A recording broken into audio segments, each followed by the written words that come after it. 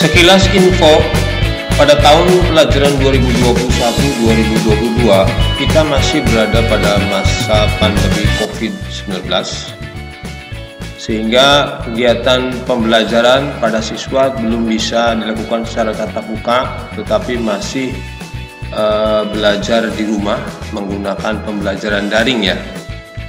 Lalu apa yang bisa dilakukan untuk memutus mata rantai penyebaran COVID-19? Lakukan 3M.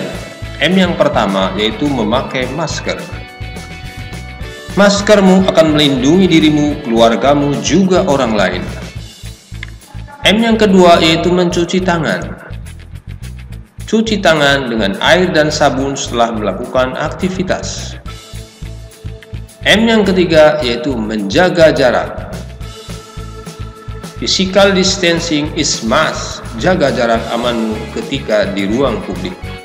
Demikian sekilas informasi ini. Assalamualaikum warahmatullahi wabarakatuh. Selamat berjumpa lagi dengan saya Dadang Wahyudin. Profesi saya adalah sebagai seorang guru di SD Negeri Sukahati, Kecamatan Haurlis, Kabupaten Indramayu. Pada hari ini saya akan menyampaikan pembelajaran tematik dengan tema yaitu tentang alat gerak hewan dan fungsinya. Ini materi ini ada di kelas 5 pada semester 1. Pembelajaran 2 tema 1 organ gerak hewan dan manusia.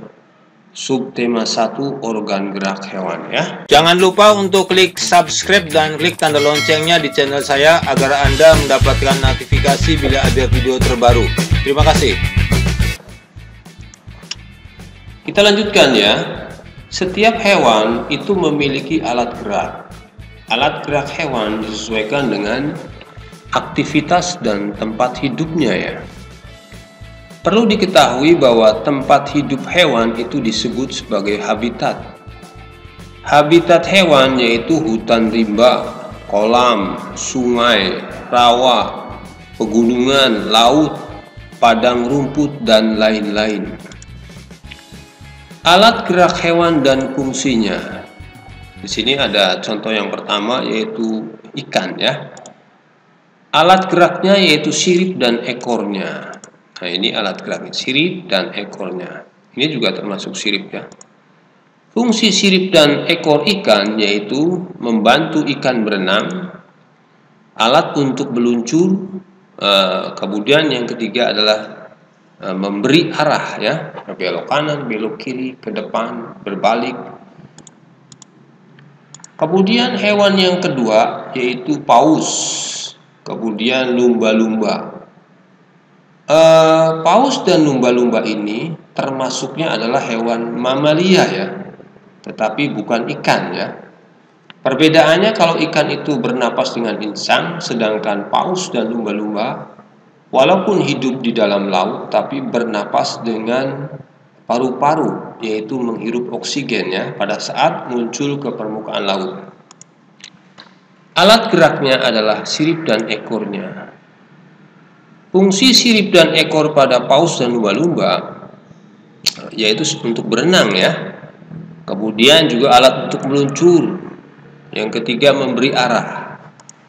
Kemudian yang keempat yaitu digunakan untuk melompat. Jadi paus dan lumba-lumba ini sering melompat muncul ke permukaan. Di antaranya tujuannya adalah untuk menghirup oksigen.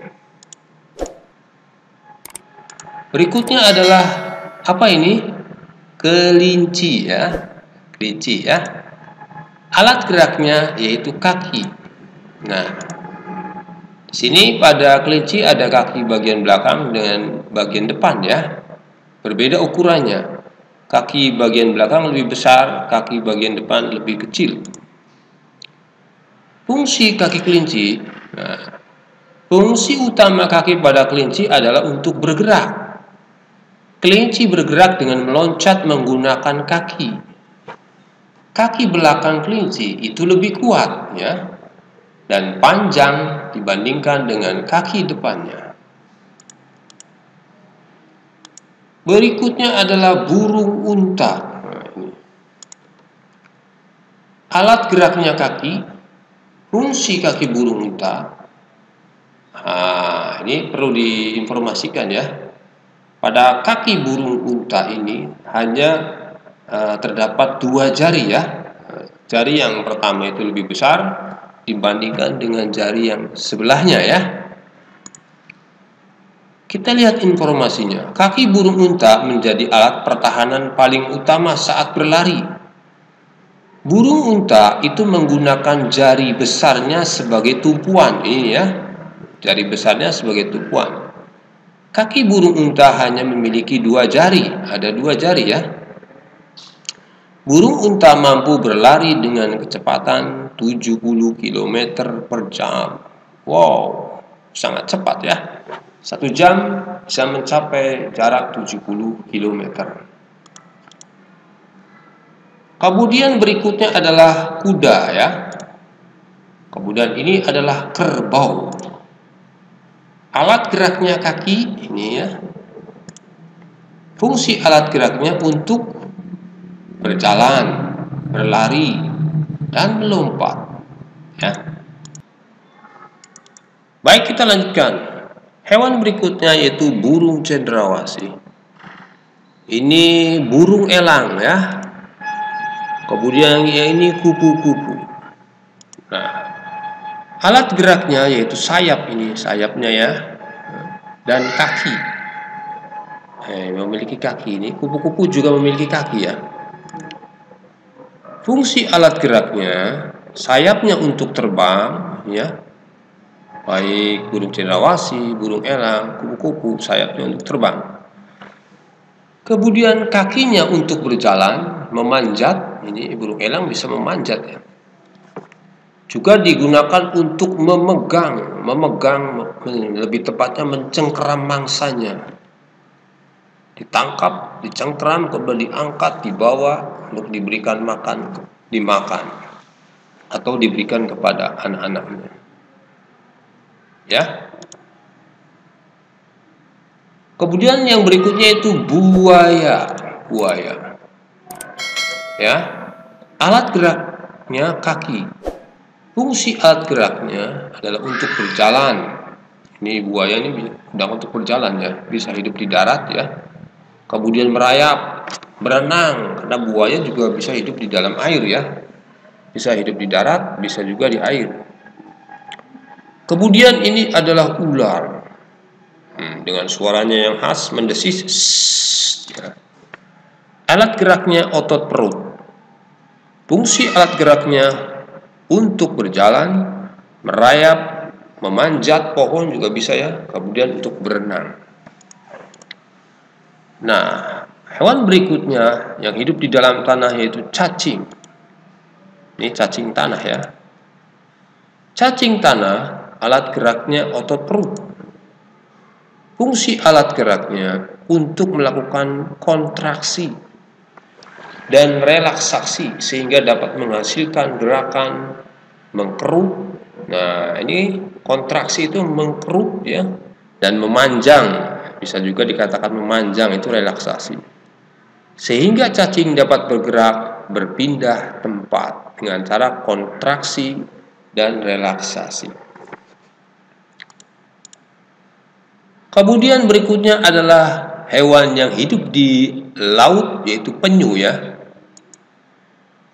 Alat geraknya sirip. Nah, ini siripnya, atau bisa disebut dengan kaki dayung, sebab digunakan untuk mendayung air untuk berenang.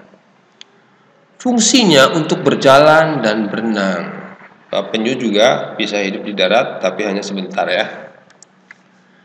Kita lihat keterangannya, penyu hidupnya sebagian besar di dalam air laut, sebagian besar di dalam air laut ya. Ketika masa bertelur, penyu betina akan berenang ke darat. Namun setelah selesai bertelur, mereka bakal langsung kembali ke laut dan meninggalkan calon anak-anak mereka dengan menutupnya dengan pasir pantai. Ya. Nah, sekarang ini hampir sama, tapi ada perbedaannya. Penyu dengan kura-kura berbeda ya. Tadi, nah sekarang alat geraknya kaki untuk berjalan ini. Hanya bedanya lihat kakinya nih. Kalau ini sirip pada penyu, kalau pada kura-kura memiliki kaki dengan kuku yang tajam ini ya. Ya. Alat geraknya kaki untuk berjalan, fungsinya untuk berjalan dan berenang. Seperti itu ya. Beda ya, sangat beda dengan penyu ya. Hampir mirip tapi berbeda. Kura-kura adalah hewan yang bisa hidup di darat dan air tawar. Di darat dan air tawar. Kalau penyu kan di laut ya, air asin. Di darat juga bisa ya.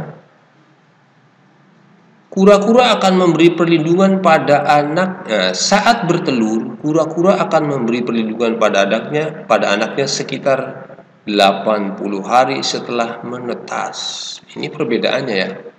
Jadi awas, ada perbedaannya antara penyu dan kura-kura. Kemudian yang berikutnya, hewan berikutnya itu harimau, si raja hutan. Pada saat ini melompat ya. Kemudian ini harimau sedang berenang. Ini harimau sedang memanjat sebuah pohon. Harimau, raja hutan. Alat geraknya kaki. Fungsi alat geraknya yaitu untuk berjalan, melompat, memanjat, dan bisa juga berenang ya. Berikutnya yaitu hewan apa ini? Monyet ya. Ya. Kemudian ini ada monyet sedang memanjat sebuah pohon. Ini ada monyet sedang berenang. Kemudian ini monyet sedang melompat ya. Monyet alat geraknya kaki dan tangan. Fungsi alat geraknya untuk berjalan, melompat ini ya, memegang, digunakan untuk memegang ya dengan tangannya itu. Kemudian tangannya juga bisa digunakan untuk berlari. Pada saat berlari itu dengan tangan dan kakinya. Berlari kemudian berenang. Ya. Demikianlah para sahabat yang bisa saya sampaikan penjelasan tentang beberapa hewan dan alat geraknya yang dilengkapi dengan alat geraknya, kemudian fungsinya. Demikian penjelasan ini, mudah-mudahan ada manfaatnya ya, khususnya bagi siswa yang berada di sekolah dasar kelas 5 ya, pada masuk semester 1 ya, di tema 1 organ gerak hewan dan manusia, kemudian subtema 1 organ gerak hewan ya, pada pembelajaran yang kedua. Mudah-mudahan bisa dipahami dan ada manfaatnya. Kurang lebihnya mohon maaf. Saya akhiri pertemuan ini. Wassalamualaikum warahmatullahi wabarakatuh.